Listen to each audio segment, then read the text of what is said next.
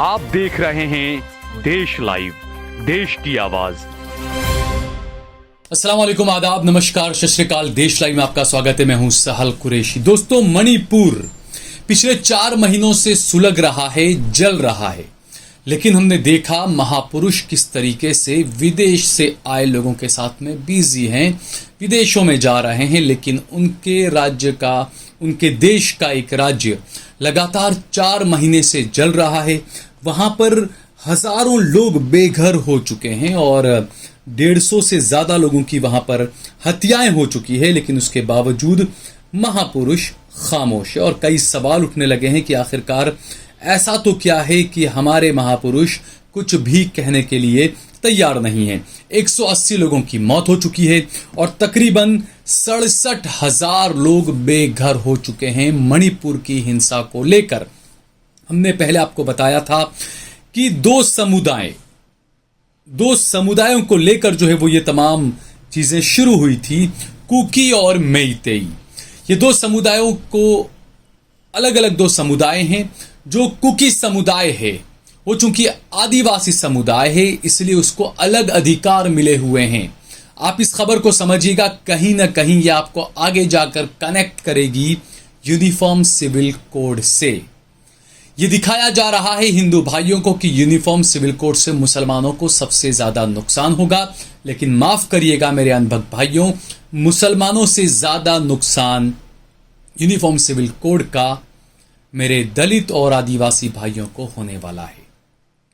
क्योंकि आरएसएस की एक सोची साझी समझी एक रणनीति इस तरह की है कि जो दलित कूक कूक कर, चिल्ला चिल्ला कर कहते हैं कि हम हिंदू नहीं हैं, हम दलित हैं, लेकिन आरएसएस की एक रणनीति इस तरह की है कि सरकार के साथ में मिलकर उन तमाम दलित आदिवासियों सबको हिंदू बना दिया जाए, हिंदू मान लिया जाए और उनके अधिकारों को छीन लिया जाए यूनिफॉर्म सिविल कोड के नाम पर। यह गोदी मीडिया आपको नहीं बताएगा, क्योंकि जो मणिपुर में जो हिंसा हो रही है वो हिंसा शुरू कहां से हुई थी। 4 महीने पहले 3 मई के दिन एक मार्च निकाला गया, शांति प्रिय मार्च कहा गया उसे, लेकिन उसमें हिंसा हो गई। वो मार्च इसलिए निकाला गया था क्योंकि हाई कोर्ट ने एक फैसला दिया। उस फैसले में यह कहा गया कि जो मेइतेई जो समुदाय है उसको जो है वो आदिवासी होने का दर्जा दिया जाए, एसटी का दर्जा, माफ कीजिएगा, उसे दिया जाए। अब इसी को लेकर जो कुकी जो समुदाय है, जो आदिवासी समुदाय है कुकी, उसने इसका विरोध करना शुरू किया। क्योंकि समुदाय का कहना था कि हम आदिवासी लोग हैं, हम बरसों से मणिपुर के जंगलों में रहते हैं और इसीलिए हम हमारे अधिकार किसी और को नहीं दे सकते। हाईकोर्ट ने कहा कि मेइतेई को भी जो है वो एसटी का दर्जा दिया जाए। इसमें, इन तमाम चीजों में आग में घी डालने का काम कर रहे हैं बीजेपी के ही एक विधायक, मणिपुर के जो एन बीरेन सिंह जो मुख्यमंत्री हैं, उनके जो दामाद हैं राजकुमार इमो सिंह, राजकुमार हैं, राजघराने से आते हैं, वो इसमें जो है वो आग में घी डालने का काम कर रहे हैं।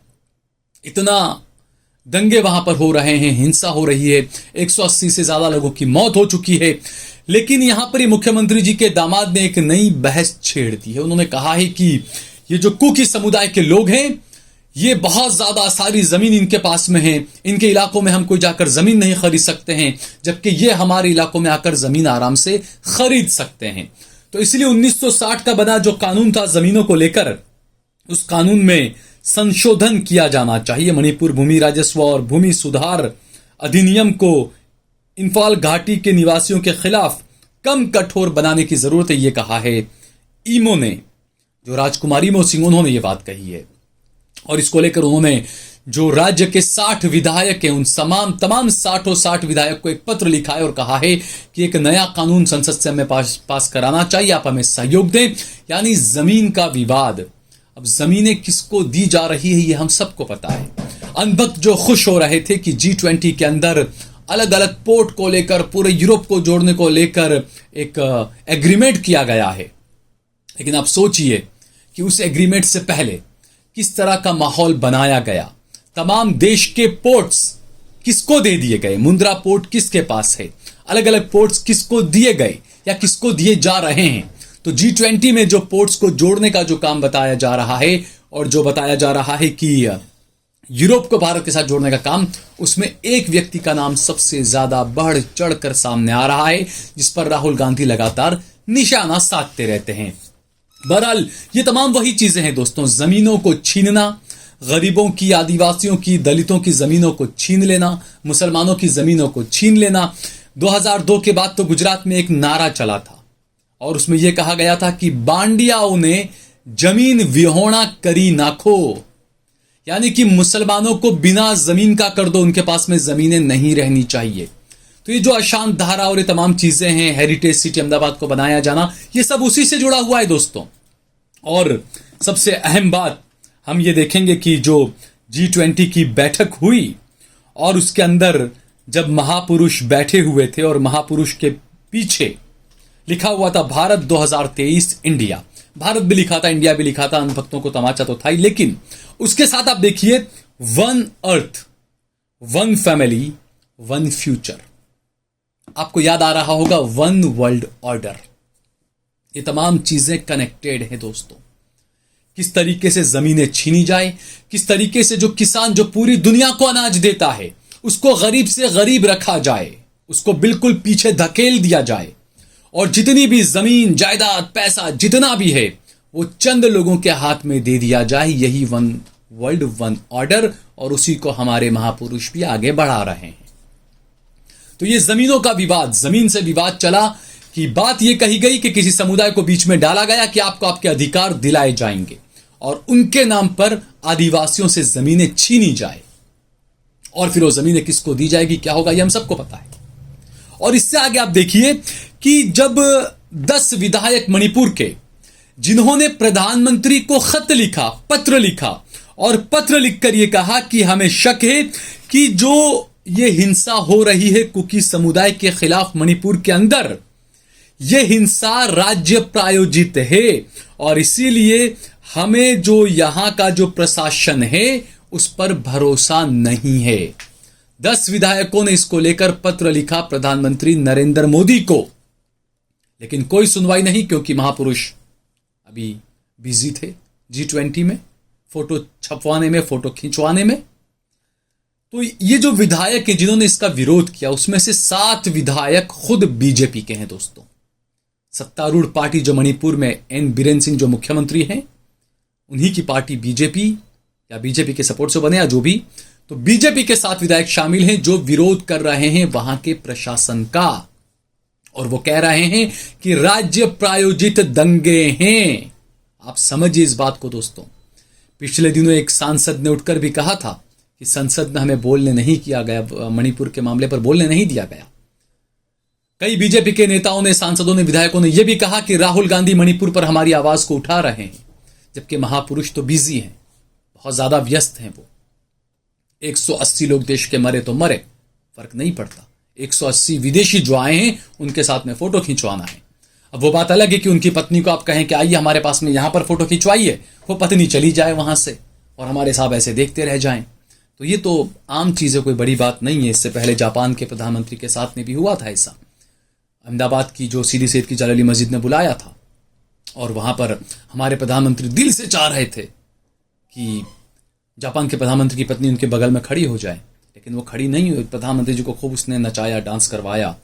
बहरहाल ये जो चीजें हैं, तो जो 10 विधायक थे जिन्होंने कहा कि भाई ये तमाम चीजें गलत हो रही है, प्रधानमंत्री को उन्होंने पत्र लिखा। लेकिन अब देखिए दादागिरी, बीजेपी ऐसा लगता है कि नंगेपन पर उतर आई है।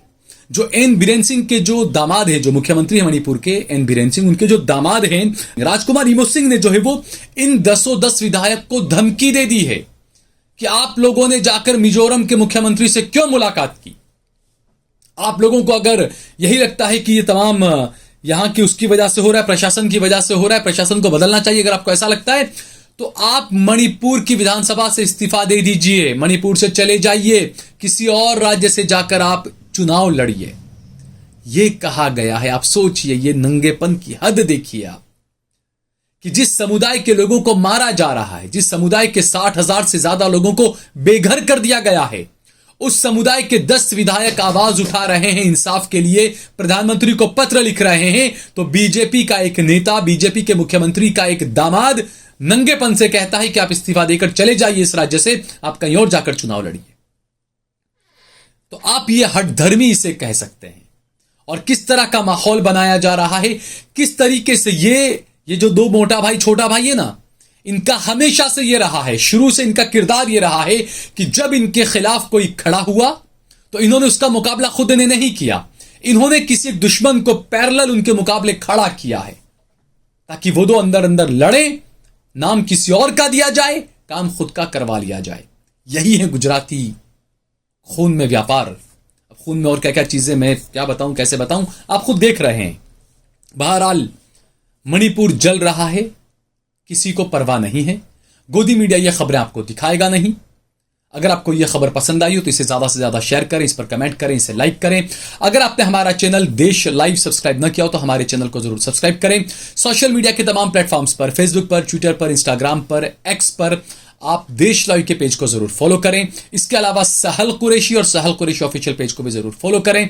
हमने हमारा नंबर भी दे रखा है। मैं बार बार आप लोगों से अपील करता हूं कि कहीं पर भी आपके साथ में ज्यादती हो रही है, जुल्म हो रहा हो, नाइंसाफी हो रही हो, तो हमने हमारा नंबर दिया हुआ है, आप हमें बताएं, अपनी परेशानी बताएं। अगर सही आप हैं, नाइंसाफी के खिलाफ आप लड़ रहे हैं, तो देश लाइव और देश लाइव की पूरी टीम आपके आवाज में आवाज मिलाकर आपकी आवाज को दुनिया तक पहुंचाएगी। हमने हमारा नंबर दिया हुआ है, ज्यादा से ज्यादा हमारा सहयोग भी करें। बहुत बहुत शुक्रिया, धन्यवाद।